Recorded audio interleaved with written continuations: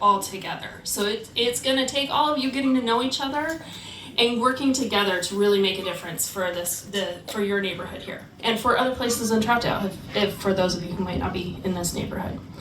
My name is Jen Warren. I'm a wildfire risk reduction specialist with the Oregon State Fire Marshal.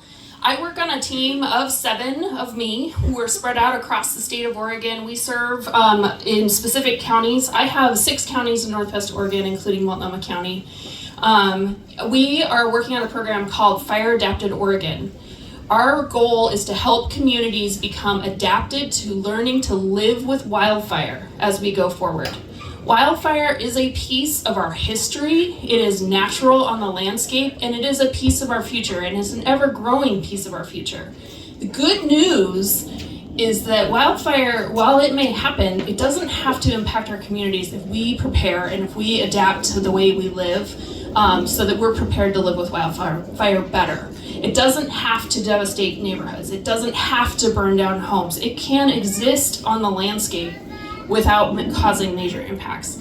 And there's some simple things that we all can do to help mitigate our risk of our homes and in our neighborhoods. It's more important, even more important in neighborhoods like this, where you all are located close together, where we have wood fences that connect homes together, where we have vegetation or stuff that we love right up close to our houses, where we may not have good screening on our vents because that's not the way the houses are built, and other things like that we can do to help mitigate our risk of our homes. It's more important because we know that once wildfire gets into the neighborhood, into denser communities like this, that's when we have our real problems. That's when we go from something that is wildfire that we know on the landscape in vegetation to conflagration. You all saw it happen real recently, just a couple months ago in LA, correct? We saw it happen in Lahaina, Maui a little over a year ago. We saw it happen in Colorado in 2021,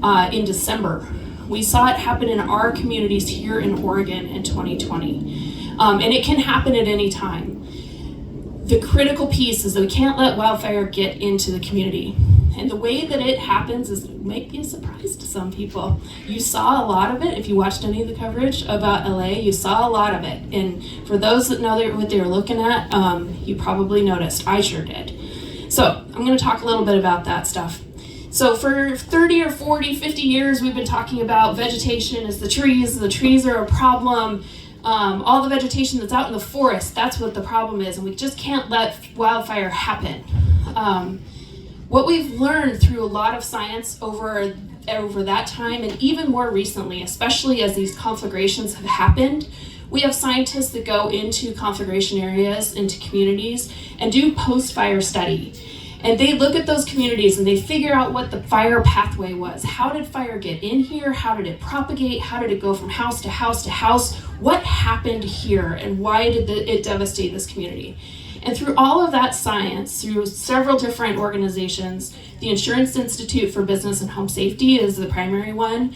The National Institute for Science and Technology, NIST, is another one. The U.S. Forest Service and others are really critical researchers that have taught us how wildfire happens and how it devastates communities.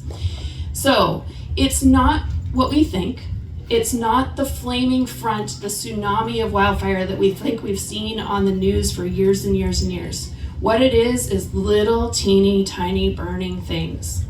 And when those teeny tiny burning things, which are called embers, when they get into our communities, once they've ignited one house, in neighborhoods like this that have homes that are closer together, or have connected fuels between homes, that's when we are at risk, because our homes put out embers too, and our homes will put out a lot of embers.